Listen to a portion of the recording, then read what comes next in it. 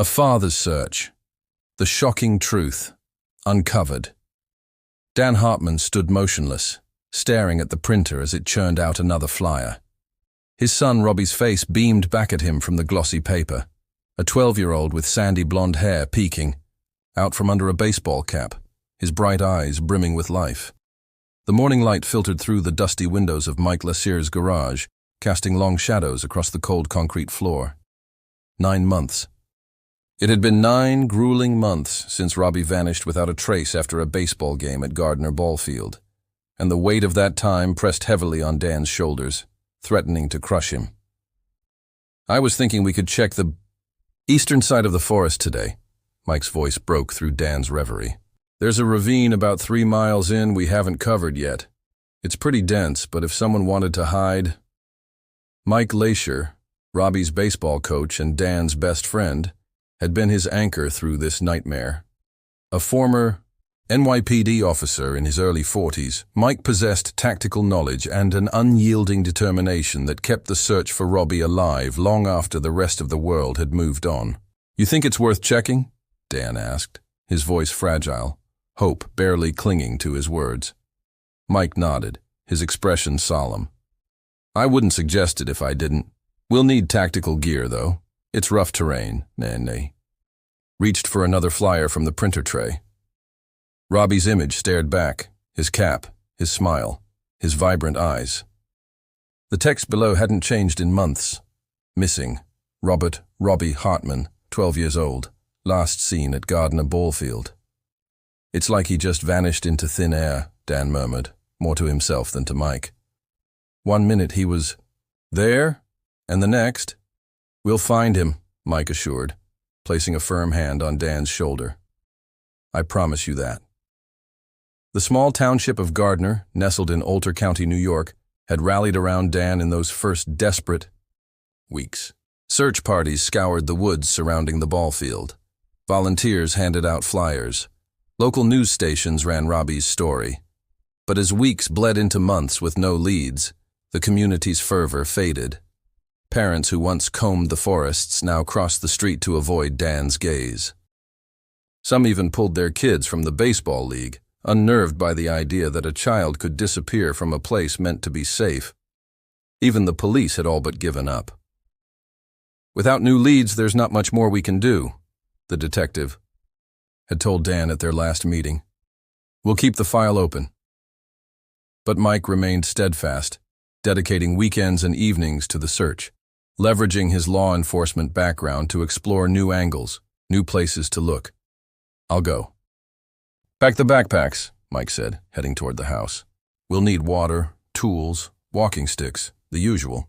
It's going to be a long day." As Mike disappeared inside, Dan's thoughts drifted to his friend's past. After leaving the NYPD due to a heart condition requiring a stent, Mike had settled in Gardener, taking up carpentry and setting up a small woodworking studio. His wife had urged him to leave the force, worried about the stress on his heart. Tragically, she never saw him settle into his new life. She contracted dengue fever on an overseas trip and passed away, leaving Mike to raise their daughter, Millie, alone. The printer suddenly squealed, followed by the crunch of a paper jam. Dan sighed, lifting the hood to extract the crumpled flyer. The mechanism felt stiff. "Probably needs some oil," he muttered, scanning the garage for WD-40. He approached Mike's workbench, opening drawers. In the second one, beneath screwdrivers and screws, he spotted a red and navy blue baseball cap. He pulled it out, his breath catching. It bore the distinctive red B emblem of the Brookside Braves, a team from a neighboring town, the exact cap Robbie wore the day he disappeared. Dan was still holding the cap when Mike returned, carrying 2 tactical backpacks and walking sticks. "Found this in your drawer," Dan said, holding it up. "Didn't know you were a Braves fan." Mike paused momentarily, then smiled. "Yeah, well, a man can have 2 favorite teams, right? The Ridge Runners are my first love, obviously, but I've always had a soft spot for the Braves, too." "Robbie loved them," Dan said softly, turning the cap over in his hands. "He saved up his allowance for 3 months to buy that cap. A lot of kids around here wear those." Mike replied, loading gear into his car's trunk. Local pride and all that. Dan nodded, returning the cap to the drawer. I was looking for some WD-40, actually. Printer's jammed. Top shelf, left side. Mike pointed to a set of metal shelves across the garage. Dan found the can and applied a small amount to the printer's rollers. After a few minutes of tinkering, it whirred back to life, spitting out the last few flyers. He stared at the stack, a part of him wondering if it was even worth it anymore. 9 months was an eternity in a missing child case. Statistics weren't kind after the first 48 hours, let alone months. But giving up meant accepting Robbie was gone forever, and Dan wasn't ready for that. Not yet. Not ever. He placed the flyers on the back seat of Mike's SUV and climbed into the passenger side. Mike took the wheel, and soon they were leaving. Gardener's residential streets behind, heading toward the remote forested regions surrounding the town. You know what I keep thinking about? Dan said, breaking the silence. That last game. Robbie played like he'd been born with a bat in his hand. Mike nodded, eyes on the winding road. He really did. Best game of the season for him. I was worried about his asthma acting up. He'd been running so much. But he was fine. More than fine. He was on fire. Dan smiled at the memory, though it was laced with pain. He couldn't stop talking about that double he hit in the 4th inning. The kid had a natural swing, Mike said. He caught himself, glancing at Dan apologetically. Has. Definitely has. Dan appreciated the correction, the insistence on present tense. It was a small thing, but it meant Mike hadn't given up either. I still don't understand how it happened, Dan said, voicing the thought that haunted him daily. 1 minute he was heading to the changing room and the next. He trailed off, unable to finish. I was loading equipment into my car, Mike recalled. Never saw him leave the grounds. The road narrowed as they entered the rural part of the county, tall trees flanking both sides. I don't know what I would have done without you these past months, Dan said, turning to his friend. Everyone else gave up, even the police. Mike kept his eyes on the road. Don't put me on a pedestal, Dan. If I was really that good, we would have found him by now. He paused, then added, but I respect the hell out of you for never giving up. Most people would have broken by now. I can't give up, Dan said simply. He's my son. They drove in silence, each lost in thought. The landscape shifted from scattered houses to dense woodland. They were heading to a new section of the forest, farther from the ballfield, but still within the police's estimated radius if Robbie had been abducted. How's your heart doing? Dan asked, glancing at Mike. Fine, Mike replied. The stent's doing its job. Doctor says I'm good as new as long as I take it easy. And this is taking it easy? Dan gestured toward the forest ahead. Hiking through rough terrain? Mike chuckled. Compared to chasing perps through Brooklyn, this is a walk in the park. As they neared a gas station at the edge of the forest preserve, Mike slowed the car. I'm gonna fill up, he said, and we should grab some food and drinks. We'll be out there a while. Dan nodded. Mike was always meticulous about preparation, especially hydration. After coaching games, he'd have cold drinks ready for the team, a small touch that made him a favorite among the kids. They pulled into the gas station. Mike began filling the tank while Dan stretched his legs, breathing in the crisp autumn air. A constant ache of worry and loss weighed on his chest, a heaviness that never left him. After Mike finished, they entered the convenience store together. Dan grabbed sandwiches, energy bars, and trail mix, while Mike selected canned coffee and sodas. Back at the car, Mike opened the trunk, revealing a familiar blue cooler box, scratched and faded from years of use. Dan recognized it instantly. Mike brought it to every game, filled with drinks for the team. Still using that old thing? Dan commented, nodding at it. It's still good, Mike replied with a shrug. Why replace what works? Dan placed the food in the trunk, while Mike tossed the drinks into the cooler and snapped it shut. The cooler was as much a part of Mike's identity as his coaching whistle or carpenter's apron, a constant, reliable presence. As they resumed their journey toward the forest preserve, Dan felt a flicker of hope. Maybe today would be different. Maybe they'd find something, a clue, a sign, anything to lead them to Robbie. But beneath that hope lurked a nagging doubt. What if they never found him? What if this search, like all the others, ended with nothing but dirt on their boots and new lines on their faces? Dan pushed the thought away. He couldn't afford to think like that. Not now. Not ever. The gravel crunched under the tires as Mike pulled into the small parking area at the forest park's entrance. A sign reading hiking trail pointed to a narrow path vanishing into the trees. The air was cool, thick with the earthy scent of decaying leaves and pine. "This is it," Mike said, turning off the engine. "The east entrance. We haven't searched this section yet." They got out, and Mike opened the trunk to retrieve their gear. Dan grabbed his backpack and the bundle of flyers from the back seat. The forest loomed before them, a vast expanse of green and brown, silent except for the occasional bird call. "I'm going to grab a drink before we head out," Dan said, walking to the back of the car. He opened the cooler's lid, reaching past, soda bottles for his canned coffee. As his fingers brushed the icy interior, they touched something small and cylindrical, not a drink. He pulled it out, his heart lurching.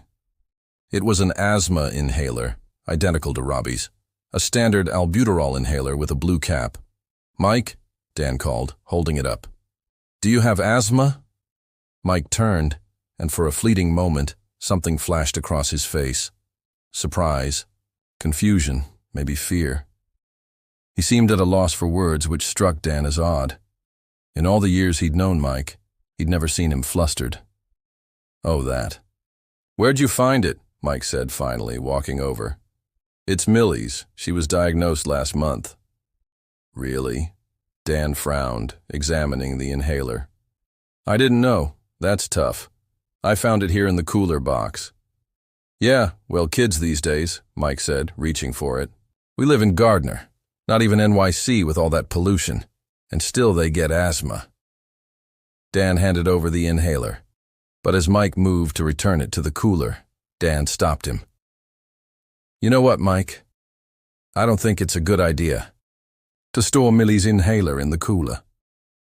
The medicine shouldn't be kept in cold temperatures for too long. It can reduce its effectiveness." Mike hesitated. "Right," he said after a moment. "I didn't know that. Millie likes the cold sensation when she takes it. Says it works better for her that way. She's just like my granny that way. Always. Preferred things cold. I usually only keep it in there for a short time, but I guess I forgot to take it out yesterday." Dan nodded, though a small voice in his mind questioned whether a doctor wouldn't have mentioned proper storage when prescribing it for Millie. Still, he didn't want to press the issue. People had preferences, and he vaguely recalled that brief cold storage wouldn't harm the medication. "Just looking out for Millie," Dan said, closing the cooler and opening his coffee. Mike slipped the inhaler into his pocket, then reached into the trunk and pulled out a handgun. He checked the magazine, then looked at Dan. "We should take this with us," he said, "for protection. You never know what kind of wildlife we might encounter out there." Dan raised an eyebrow. They'd gone on dozens of searches, and Mike had never brought a gun before. Before he could comment, a uniformed park ranger approached. "Excuse me, sir," the ranger said, eyeing the weapon. "Firearms are not permitted in the forest park." Mike turned smoothly, slipping the gun back into its case. "My apologies, officer. I'm a former NYPD detective." He reached for his wallet and showed his ID. "Force of habit, I guess." The ranger examined the ID, then nodded. "I understand, sir, but I still have to enforce park regulations." "No firearms allowed." "Of course," Mike said. "My mistake. It'll stay locked in the car."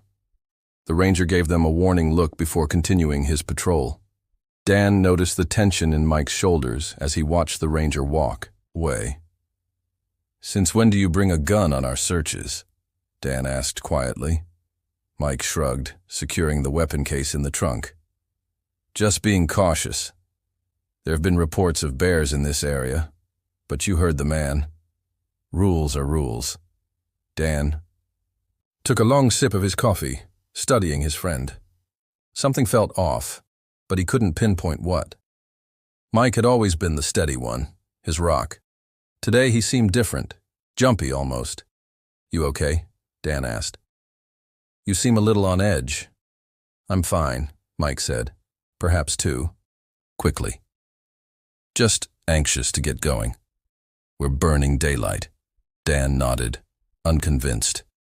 As they gathered their backpacks and walking sticks, he found himself wondering about the inhaler and why Mike felt the need to bring a gun. Small things, maybe, but in the back of his mind, they were stacking up like pieces of a puzzle he couldn't yet see. They set off along the trail, their footsteps muffled by the soft earth. The morning was pleasant, cool but not cold, with dappled sunlight filtering through the canopy. Under different circumstances, it might have been an enjoyable hike. Dan paused occasionally to tack flyers onto wooden posts, hoping to catch the eye of any passers-by. "The GPS shows a fork about half a mile ahead," Mike said, checking his device. "We'll take the right path. It leads to an area that's less traveled." Dan nodded, adjusting his backpack. He'd grown accustomed to these expeditions, the acai weight of the pack, the rhythmic tap of walking sticks, the silence that often stretched between them as they scanned the surroundings.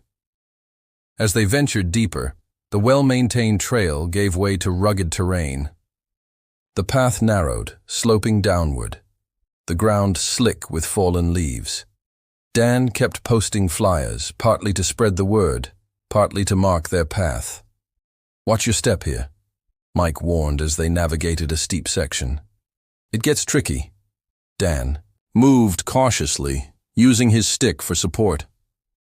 The forest thickened, trees crowding closer, blocking much of the light. It created an eerie, claustrophobic feeling, as if the woods were watching. "Do you really think someone could have brought Robbie all the way out here?" Dan asked, breaking the silence. Mike paused, surveying the dense undergrowth. "If they wanted to make sure he wouldn't be found quickly, yes. This area isn't often patrolled, and there are plenty of places to hide." Dan shuddered at the thought of his son, frightened and alone in these woods. He forced himself to focus on the task, searching, scanning, looking for any sign of Robbie. The path grew harder to follow, sometimes disappearing entirely, forcing them to push through thick vegetation. "Let's spread out a bit," Mike suggested. "You take that side of the clearing. I'll take this one. Look for anything unusual, disturbed ground, pieces of clothing, anything out of place." Dan nodded and moved right, his eyes sweeping the forest floor. Every branch, every rustle caught his attention, only to disappoint when it proved to be nothing. He was so focused that he nearly missed the ground, dropping sharply into a small ravine. His foot slipped on wet leaves, and suddenly, he was sliding, scrabbling for purchase on the slick embankment. "Mike!" he called, voice tight with panic.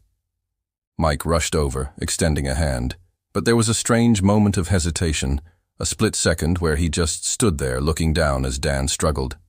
"Mike!" Dan called again, more urgently. Finally, Mike grabbed Dan's hand and pulled him up. Dan scrambled onto solid ground, heart pounding. "Thanks," he gasped. "That was close, but why'd you wait?" "I thought you were going to let me fall." Mike's expression was unreadable. "Sorry," he said. "I was shocked. It's been a long time since I had to pull someone up like that. Old police reflexes are a bit rusty, I guess." Dan nodded, but the explanation didn't sit right. It hadn't looked like shock on Mike's face. It looked like deliberation, as if he'd been weighing whether to help. "Let's head back," Mike said abruptly. "My chest is feeling a bit uncomfortable. I think we've covered enough ground for today." Dan knew about Mike's heart condition and didn't want to risk his health. "Sure, of course," he agreed. "We can always come back another day." As they retraced their steps, Dan noticed Mike seemed fine, climbing uphill with ease, leading without any sign of discomfort. He'd also grown quieter, more reserved. Not like him at all. The trail back felt shorter, and soon the parking area came into view through the trees. Mike suddenly stopped. "I just remembered," he said. "I need to pick up Millie from school." "Doesn't she usually take the school bus home?" Dan asked, puzzled. Mike hesitated. "I promised her last week I'd watch her practice baseball today after school. She's beginning to love baseball, Dan. Just like me." "That's great," Dan said, though the thought of another child enjoying Robbie's sport stung. "We can continue the search another time. Next week, maybe." Mike nodded, relief evident. "Next week." At the car, Mike quickly loaded their equipment. Dan, thirsty after the hike, went to the cooler. "Want something?" he asked, lifting the lid. "No," Mike replied curtly. "You sure?" Dan pressed, surprised by the abruptness. Mike always enjoyed a cold drink after exertion. "I'm sure," Mike said, his tone sharper than necessary. Dan retrieved a soda, increasingly aware of the tension radiating from his friend. This wasn't the Mike he knew, steady, reliable, always in control. This Mike was different. After loading the gear, they got into the car. Mike took the inhaler from his pocket before sitting, seeming uncomfortable with it there. "Here, let me hold that for you," Dan offered. "Or I can put it in the glove compartment." "No, it's fine," Mike said, placing it in the coin compartment near the driver's seat. Dan found this odd too. It would have been natural to accept his offer or store it securely. These small inconsistencies were piling up, forming a picture Dan wasn't sure he wanted to see. As Mike pulled out of the parking area, Dan stared at the receding forest, his mind churning with questions he didn't know how to ask, suspicions he didn't want to acknowledge, and a growing unease about the man beside him, the man he'd trusted above all others to help find his son. The drive to Millie's school was mostly silent. Mike focused on the road, Dan lost in troubled thoughts. When they pulled up, Millie was waiting on the steps, backpack slung over one shoulder. She bounded over, her face lighting up when she saw Dan. At 12, the same age as Robbie, she had her father's determined eyes and her late mother's gentle smile. "Uncle Dan," she exclaimed, sliding into the back seat. "Did you guys go looking for Robbie again today?" "We did," Dan confirmed, turning to give her a warm smile. Despite his unease with Mike, he'd always had a soft spot for Millie. "How was school?" "Boring," she declared. "But we have a math test tomorrow, and I'm totally gonna ace it." She leaned forward. "Dad, can I still go to baseball?" "Practice after lunch. Coach Trent said we're working on stealing bases today. I promise I won't be too tired to study for the test tonight." Mike seemed distracted, gripping the steering wheel too tightly. When Millie repeated her question, he started slightly, as if he'd forgotten she was there. "Yes," he said absently. "You can go." "Thanks, Dad." Millie settled back, launching into a detailed account of her day. Who said what? Which teacher assigned too much homework? How the cafeteria served pizza that was somehow undercooked and burnt. Dan listened, nodding and asking questions, but his mind was elsewhere, fixated on the inhaler and Mike's hesitation on the slope. As Millie's chatter wound down, Dan saw a chance to test a theory forming in his mind.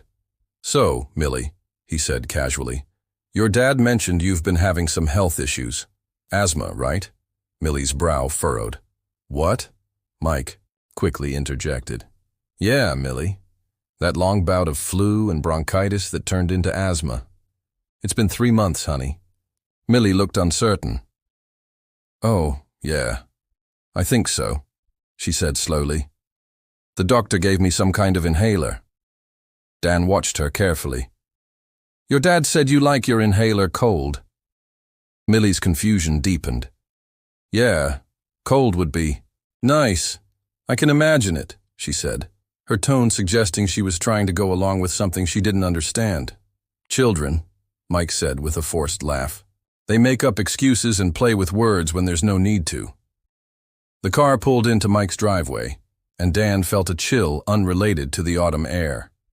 Millie's reactions confirmed his suspicions. The inhaler in the cooler wasn't hers. They got out, and Mike turned to Millie. "Go have your lunch and do your homework before practice, okay?" "Okay, Dad," she agreed, heading inside. Mike turned to Dan. "I'll be in the garage if you need anything. Help yourself to whatever's in the fridge." "Actually, I think I'll head home," Dan said. "Thanks for taking me out today. You feeling better? You seemed a bit off after that incident in the forest." "I'm good," Mike assured him. "Just a little tired. My chest is fine now." As Mike headed to the garage to unload, Dan started toward his car, but Millie came running out. "Uncle Dan," she whispered, tugging his sleeve. "You promised me that baseball card before, remember?" "I think you keep forgetting about it." Dan looked at her eager face. "Baseball card?" "Yeah, of the famous team," she prompted. "Shh. If Dad knew I was asking, he'd be mad at me for not being polite." Dan remembered. He had promised Millie a card long ago, but with Robbie's disappearance, it kept slipping his mind. "All right," he chuckled, embarrassed. "Sorry about that. You know what? To make sure I don't forget again, I'll head home and grab it. I'll bring it to you before you leave for practice. How's that sound?" Millie's face lit up. "Really? You promise?" "I promise," Dan said, ruffling her hair. "Now, go on.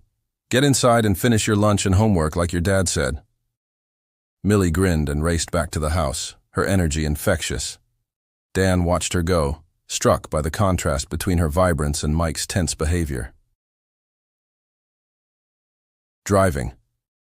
Home, Dan's mind swirled with conflicting thoughts. Mike had been his rock through the worst 9 months of his life. The idea that he could be hiding something tied to Robbie's disappearance felt absurd, even offensive. Why would he stand by Dan only to betray him? Yet the signs were there. The inhaler, Millie's confusion, the hesitation on the slope, the gun, the nervousness. Small things alone, but together, they formed a troubling pattern. At home, the house felt emptier than ever, a constant reminder of Robbie's absence. Dan wandered into his son's room, untouched since the day he disappeared. Baseball trophies on the shelf, comics on the desk, an unmade bed. In the corner, a bookshelf held Robbie's prized possessions, including his meticulously organized baseball card collection. Dan picked out the card he'd promised Millie, knowing she'd treasure it, and placed it in a protective case before slipping it into his pocket. He drove back to Mike's, determined to keep his promise. As he pulled onto Mike's street, he saw Mike's car speeding out of the driveway, vanishing around a corner before Dan could follow. He checked his watch, too early for Millie's practice. Where was Mike going? On impulse, Dan dialed Mike's number. It rang once, then went to voicemail. Strange, Mike always answered. Dan parked and approached the front door, knocking, half expecting. No response. To his surprise, Millie answered, looking deflated, her earlier exuberance gone. In her hand was an inhaler, but it was nothing like the one from the cooler. This one was pink and circular, a dry powder inhaler, not a standard albuterol. "Model, Uncle Dan," she said. "I'm here to give you the baseball card, Millie," Dan said, lingering on the porch. He glanced at the empty driveway. "But I saw your dad leaving. Is everything okay?" Millie nodded. "He said something came up suddenly. Work. He had to go to his woodworking studio to finish something." Dan frowned. Mike hadn't seemed in a hurry to work earlier, and his sudden departure after the forest search felt suspicious. "I brought you this," Dan said, holding out the card in its case. "The one I promised." Millie's face lit up. "Really? Thank you." She took it carefully, examining it with genuine appreciation. "This is awesome, Uncle Dan." "I noticed you have an inhaler," Dan said casually, nodding at the pink device. "Is that for your asthma?" "Yeah," Millie said, holding it up. "The doctor prescribed it for my chronic bronchitis and allergies. I've been having flu and chest pain for the last 3 months after getting infected at school. That's tough, Dan sympathized. So you never keep your inhaler in cold temperatures like in a cooler box? Millie looked confused. No, why would I do that? I always keep it in my bag. She tilted her head. Why do you keep asking? Dan forced a smile. Just curious. Your dad mentioned you like your inhaler cold and I was wondering about it. That's weird, Millie said, brow furrowing. I've never told him that. Dan's heart skipped a beat. The pieces were falling into place, forming a picture he didn't want to see. Do you need a ride to practice? He offered, changing the subject. I'd be happy to take you. Millie shook her head. It's okay. I have a test tomorrow, so I should just rest. I can study later. Dan hesitated, uneasy about leaving her alone. You sure? I don't mind waiting until your dad gets back. Uncle Dan, I'm 12, Millie said with pre-teen exasperation. And you know, Dad's pretty much turned this place into Fort Knox with all the security stuff. She wasn't wrong. Mike's house had an advanced security system, a holdover from his police days. All right, Dan conceded.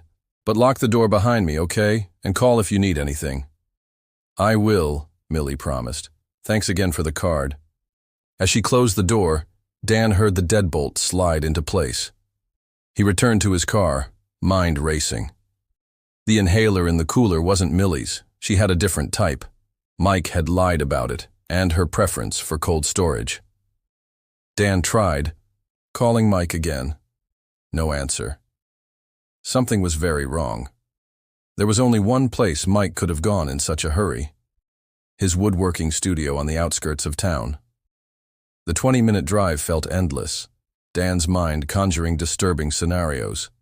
When he pulled up to the barn-like workshop, his knuckles were white from gripping the steering wheel. Mike's car was parked outside, his work van halfway inside, rear doors open. Dan took a deep breath, steeling himself, and walked toward the entrance, his footsteps heavy with dread. The workshop was dimly lit, the air thick with sawdust and varnish. Dan stepped inside, eyes adjusting to the low light. Mike, he called, his voice echoing in the cavernous space. You in here? No immediate response, but he heard movement from the back. He moved cautiously, navigating workbenches littered with tools and half-finished projects. Then he saw him, Mike at the rear, struggling to load a large rectangular object into his van. It took Dan a moment to register, an unpolished wooden coffin. Mike, Dan called again. Mike whirled around, startled. His composed demeanor vanished, replaced by nervous tension. His hand moved instinctively to his pocket, where his gun must be. For a terrible moment, Dan thought he might draw it. Dan, Mike said, voice unnaturally high. What are you doing here? I went by your house, Dan said cautiously, moving closer. Saw you driving away. Thought I'd check if everything was okay. Mike's eyes flicked between Dan and the coffin. Everything's fine, just working on a rush order. Client needs it by tomorrow, he said quickly. Why'd you go back there? Just to give Millie a baseball card I promised her, Dan replied, keeping his tone casual. Dan approached the van, offering, Let me give you a hand with that. No, Mike snapped, his hand moving to shield the coffin. Don't touch it. Dan stopped, suspicion deepening. In all his visits to the workshop, Mike had never reacted this way. He'd always welcomed help.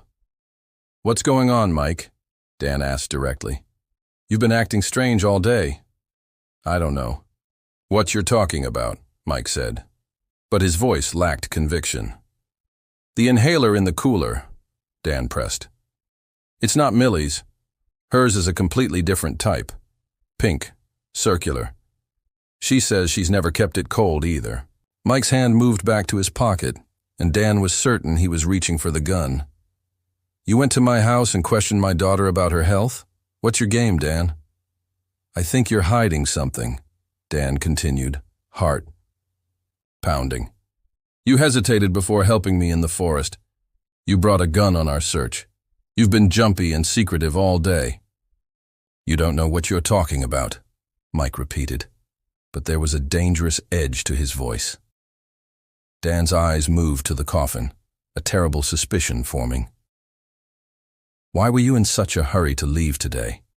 What are you loading into that van? Why'd you lie about Millie's inhaler? Mike's hand emerged, holding the gun, its barrel pointed at Dan. Don't push it, Dan. I don't want to do this. Dan felt a cold wave of fear, but beneath it, rage was building. The inhaler in the cooler, he said slowly. It's Robbie's, isn't it? Mike didn't answer, but his silence was confirmation enough. Dan's eyes shifted to the coffin. Open it, he demanded. Let me see what's inside. It's for my customer, Mike said, finger tensing on the trigger. Leave here, Dan. We're best friends, Mike, Dan said, voice breaking. You won't shoot me, will you? Just open the coffin and let me see. For a moment it seemed Mike might lower the gun. Then, with a sudden movement, he squeezed the trigger. Dan lunged to the side, striking Mike's arm. The gun fired, the bullet embedding in a workbench. The impact sent the weapon skittering across the floor. Mike dove for it, but Dan blocked. Him, tackling him to the ground. They struggled on the dusty floor, years of friendship forgotten in the desperate fight. What the? Dan stammered, shocked. Why? Why would you do this? Where's my son? Mike's face contorted with rage and something else. Envy, perhaps. I always envied you, he spat. I wanted a son with my wife, but she gave me a daughter instead. A daughter who loves you, Dan shot back. She cheated on me, Mike continued, as if Dan hadn't spoken, while I worked night shifts as a police officer, protecting people who didn't deserve to be saved, rescued, or protected. Mike grabbed a heavy woodworking tool from a bench, swinging it wildly. Dan dodged, the tool crashing into a stack of lumber, sending it toppling. That doesn't explain why you took my son, Dan said, circling cautiously as Mike readied another attack. I never wanted a daughter, Mike shouted, face twisted, with rage. Always wanted a son to carry on my name, to teach baseball to make into a man. He charged again, tool raised, but Dan sidestepped, watching Mike's momentum carry him into a workbench. Mike, stop it. Just tell me. Robbie's in that coffin, isn't he? Dan demanded.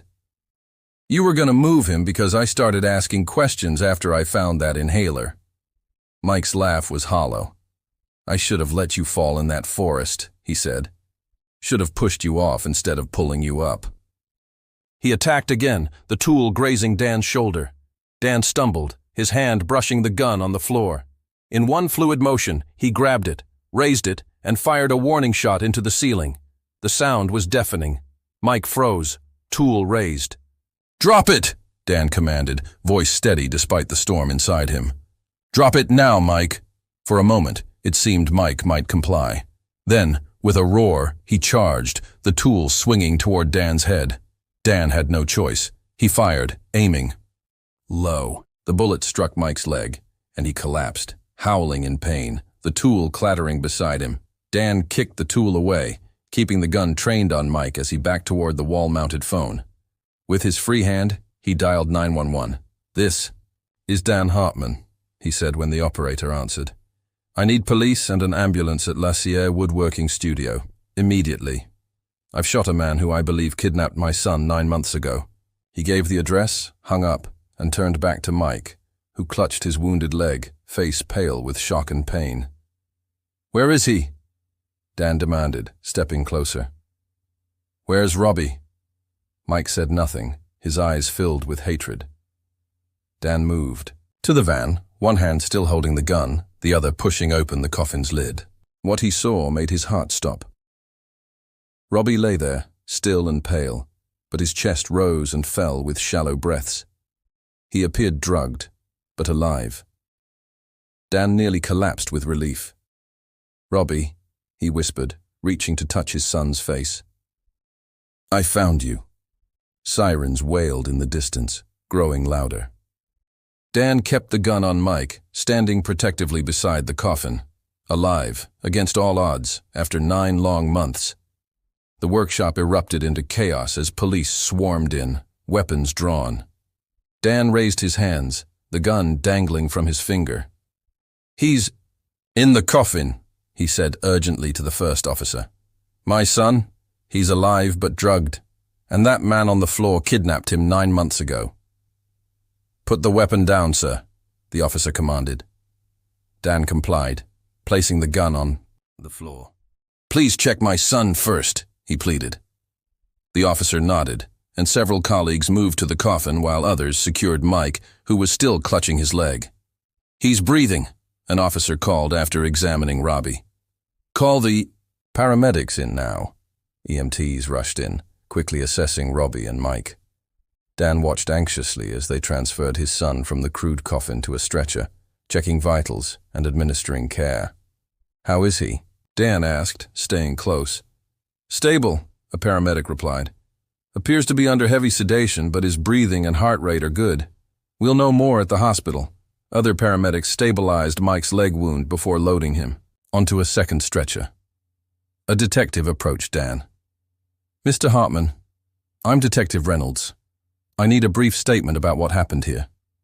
Dan nodded, eyes never leaving Robbie's stretcher. "That man is Mike Lacier. He was my best friend, my son's baseball coach, a former NYPD officer. He kidnapped my son Robbie 9 months ago from Gardener Ballfield. Today, I found my son's asthma inhaler in Mike's cooler, which led me to suspect him. When I came here to confront him, I found him loading that coffin into his van. He pulled a gun on me. We struggled, and I shot him in self-defense." The detective took notes, nodding grimly. "And the boy in the coffin is definitely your son?" "Yes," Dan confirmed. "Robert Hartman. He's been missing for 9 months." "We'll need a full statement later," the detective said. "But for now, go with your son to the hospital. Officer Daniels will accompany you." As the paramedics wheeled Robbie out, Dan remembered Millie. "Wait," he called. "Lacier has a daughter, Millie. She's 12, alone at their house. Someone needs to check on her." The detective nodded. "We'll send Child Protective Services immediately. What's the address?" Dan provided it, adding, "I'd like to be there when they talk to her. She knows me, trusts me. This is going to be devastating for her. She has no idea what her father did." "We'll arrange it," the detective promised. "Go with your son now. We'll contact you about the girl." Dan followed the paramedics to the ambulance, climbing in beside Robbie's stretcher and holding his hand. After 9 agonizing months, he couldn't bear to let go. At the hospital, Robbie was rushed to the emergency department. Dan paced the waiting area until a doctor emerged. "Mr. Hartman, I'm Dr. Lana. Your son is stable and responding well. He was heavily sedated with a combination of drugs, but we're managing that. He has some signs of malnutrition and mild dehydration, but no critical injuries. We'll keep him under observation overnight, but I'm cautiously optimistic about his recovery." Dan's eyes filled with tears of relief. "Can I see him?" "In a few minutes," the doctor assured. "The nurses are setting him up in a room. He briefly regained consciousness earlier and asked for you before falling asleep again." While waiting, Dan got a call from Detective Reynolds. Child Protective Services was with Millie at Mike's house. If Dan wanted to be there when they explained the situation, an officer could drive him now and return him to the hospital after. Dan hesitated, torn between staying with Robbie and helping Millie through a traumatic revelation. After confirming Robbie would likely sleep for hours, he decided to go. The ride to Mike's house was silent. Dan lost in thought about how his world had transformed in one day. At the house, a CPS worker sat with Millie in the living room while police searched the premises. "Uncle Dan," Millie exclaimed, jumping up. "What's going on? Why are all these people here? Where's my dad?" Dan sat beside her, taking her hands. With the CPS worker's support, he gently explained that her father had done something very wrong, taken Robbie 9 months ago and kept him hidden. Millie's reaction was disbelief, then confusion. then heart-wrenching sobs. "No," she kept saying. "Not my dad. He wouldn't do that. I never saw him with Robbie." "I'm so sorry, Millie," Dan said, holding her as she cried. "I know this is impossible to understand." When Millie calmed, the CPS worker explained she'd need to stay with a temporary foster family while authorities sorted things out. "No," Millie said, clinging to Dan. "I want to stay with Uncle Dan, please." Dan looked at the CPS worker. "Is that possible? I've known Millie since she was a baby. Her father may have done something terrible, but she's innocent." "I'd like to take care of her, at least temporarily." The CPS worker hesitated. "It's not usual procedure, but given the circumstances and if Millie's comfortable, I could try to bring this up and see if we can potentially set up an emergency placement. You'd need a quick background check and home assessment, but I need to remind you, sir, there's no guarantee this will be approved." "I understand," Dan said. "Whatever needs to be done." Millie looked up, eyes red. "Please, Uncle, Dan, don't leave me alone. I'm scared, and I want to be with you and Robbie." She paused, voice trembling. "And how about Robbie? Is he okay?" "He's at the hospital," Dan told her. "The doctors say he'll be fine. And yes, you can see him when he's ready for visitors." "I'd like that," Millie said quietly. After completing preliminary paperwork and ensuring Millie packed essentials, they were driven back to the hospital. In a private family waiting room, a detective took Dan's full statement. Dan recounted everything: the inhaler, the confrontation, the coffin. The detective revealed Mike was stable after surgery, under police guard at another hospital. Hideo refused to speak, but the evidence was overwhelming. "We found recordings on his phone," the detective said. "CCTV footage from cameras in the basement of his workshop. It appears he kept your son there in a soundproofed room with a hidden entrance." "That's why I never heard anything when I visited," Dan realized, stomach turning. "Can I see this footage?" The detective's expression was grim. "We can show you at the station, not here." He glanced at Millie, then softened his tone. "I need to warn you, Mr. Hartman. The details are deeply disturbing. It shows Lacier forcing your son to train baseball in the basement, physically punishing him for mistakes, trying to make him say Lacier was his father. When your son refused, Lacier coerced him into inappropriate actions. And when Robbie had asthma attacks, Lacier would withhold his inhaler as punishment, only giving it after he admitted Lacier was his father." Dan closed his eyes, overwhelmed by horror. "How did he even take Robbie that day?" he asked. "There were people everywhere after the game." The detective consulted his notes. "Based on our investigation and partial confessions from Lacier, we've pieced it together. After the game, while parents were distracted, Coach Lacier stayed behind, claiming to clean up equipment. He lured Robbie into the dugout, asked him to change and help load bats into the team bag. When no one was looking, he sedated Robbie with a chloroform-soaked handkerchief. Once Robbie passed out, Lacier put him into the large equipment bag, zipped it up, and wheeled it across the field to his truck. And nobody noticed, Dan whispered in disbelief. No one paid attention, because people were used to seeing him dragging equipment bags after games, the detective said. It was normal. He lifted the bag into his trunk, casually said goodbye to you while you were talking with other parents, and drove off. Dan slumped in his chair. All this time, I thought Robbie was in the changing room. When he didn't, "Come out! I started looking for him." Lacier planned this meticulously, the detective said. With his police background, he knew how to execute a crime without raising suspicion. He observed patterns, studied routines, and chose the perfect moment. "He's always been my friend," Dan said, voice heavy.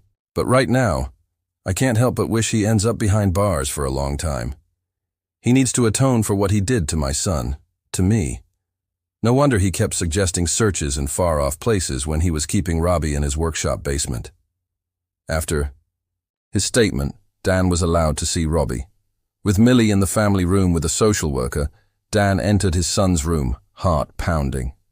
Robbie lay in bed, looking small and fragile beneath the white sheets, his face pale but peaceful in sleep.